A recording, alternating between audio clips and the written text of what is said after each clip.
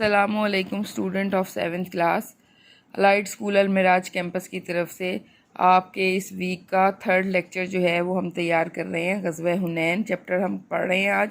غزوہ حنین کے بارے میں سمجھانے سے پہلے میں بتاؤں یہ فتح مکہ کے بعد ہوا تھا اور حنین کی وادی جو ہے وہ مکہ مکرمہ سے تقریباً 40 کلومیٹر کے فاصلے پہ ہے۔ فتح مکہ میں مسلمانوں کا 10,000 کا لشکر تھا اور جب انہوں نے فتح حاصل کر لی وہاں پہ تو 2,000 اور مسلمان ہو گئے، 9 مسلم، تو یہ ٹوٹل 12,000 کا لشکر ہو گیا۔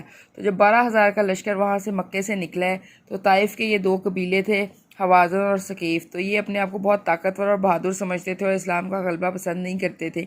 تو انہوں نے یہ سوچا کہ مسلمان اتنے بڑے لشکر کے ساتھ آ رہے ہیں تو ایسا نہ ہو کہ کہیں وہ ہم پر حملہ کر دیں، بیشتر اس کے کہ وہ ہم پر حملہ کریں، ہم ان کے اوپر حملہ کر دیتے ہیں۔ تو وہ جو ہیں بنو حوازن کا سردار، وہ اپنے تمام قبائل کے مال مویشی، بچے، خواتین سب کچھ لے کر میدان جنگ میں آ گیا تاکہ جو ان کے مرد ہیں جنگجو جو ہیں وہ مردانگی سے لڑیں اور پیٹھ نہ پھیریں۔ تو یہ تمام قبائل جو ہیں وادی اوتاس میں آ کے خیمہ زن ہو گئے، وہاں رک گئے، اور اوتاس کی وادی جو ہے وہ حنین کے بالکل قریب ہے۔ تو 6 شوال 8 ہجری کو حضور پاک صلی اللہ علیہ وسلم مکہ مکرمہ سے جب 12,000 افراد کا لشکر دے کر روانہ ہوئے تو آپ کے ساتھ جو ہے لشکر کے جو لوگ 12,000 تھے وہ بہت جو ہے اکثریت کے اوپر اپنی فخر کر رہے تھے اور غرور کر رہے تھے۔ حضور پاک کو ان کا یہ فخر اور غرور جو ہے ان کو اچھا نہ لگا۔ انہوں نے سوچا کہ آج ہماری تعداد اتنی زیادہ ہے کہ کوئی ہمیں مغلوب نہیں کر سکتا۔ لیکن جب اسلامی لشکر رات کے وقت وادی حنین میں پہنچا تو مالک بن عوف جو ان کا سردار تھا اس نے لشکر اپنی وادی میں مختلف جگہ پہ پہلے ہی اتار دیا ہوا تھا اور وہ پھیلا کر چکا تھا اور چھپا بھی چکا تھا، چھپے ہوئے تھے، مسلمان ان کی موجودگی سے بے خبر تھے۔ جب مسلمان آگے بڑھے اور اس وادی میں پہنچے ہیں تو انہوں نے چاروں طرف سے جو ہے ان کے اوپر تیروں کی بارش شروع کر دی اور مسلمان اچانک اس حملے سے گھبرا گئے اور ان میں ایسی بھگدڑ مچی کہ کوئی ادھر بھاگ رہا ہے، کوئی ادھر بھاگ رہا ہے، ہر طرف افراتفری کا سما تھا۔ اس شدید بھگدڑ میں بھی حضور پاک جو ہیں وہ استقامت کا پہاڑ بنے رہے اور ڈٹ کے کھڑے رہے اور آپ کا رخ جو ہے کفار کی جانب رہا۔ آپ نے اپنے چچا حضرت عباس کو، جن کی جو ہے آواز بہت اونچی تھی، ان سے کہا کہ قریش والوں کو اکٹھا کریں، قریش والوں کو نہیں تمام مسلمانوں کو اکٹھا کریں، اور حضرت عباس جو ہیں انہوں نے آواز دی کہ بیت رضوان والوں کہاں ہو۔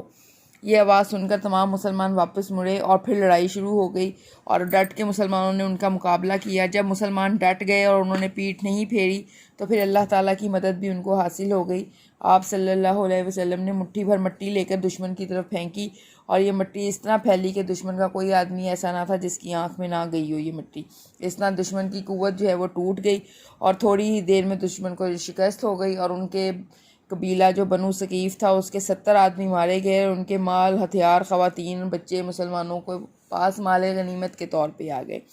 تو اللہ تعالیٰ نے فرمایا، ہم نے غزوہ بدر میں بھی ایسے ہی پڑھا تھا، اور اللہ تعالیٰ نے فرمایا کہ مسلمانوں کو کبھی اپنی کثرت تعداد کے اوپر جو ہے وہ بھروسہ نہیں کرنا چاہیے اور اس کے اوپر فخر اور تکبر نہیں کرنا چاہیے، کیونکہ جب اللہ کے اوپر بھروسہ کریں گے تو مدد اور فتح جو ہے اسی صورت میں حاصل ہوگی۔ اگر پیٹ پھیر لیں گے تو اللہ تعالیٰ آپ لوگوں کو فتح حاصل نہیں ہونے دے گا۔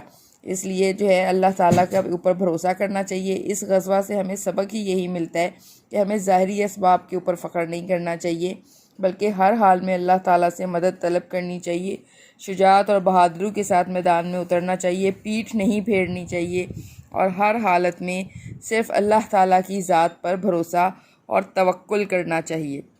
انتہائی آسان چیپٹر ہے اور یہ جو ہے اس کے ایکسرسائز جو ہے انشاءاللہ نیکسٹ ہم اپنے لیکچر میں کریں گے۔ اس کے شارٹ کویسچن، لانگ کویسچنز اور اس کے آبجیکٹیو پورشن جو ہے جو بھی اب آپ نے ہے اس کو سٹوری کی طرح سمجھیں اور سنیں اور اس بات کو سمجھیں کہ یہ غزوہ حنین کا واقعہ کیسے پیش آیا تھا۔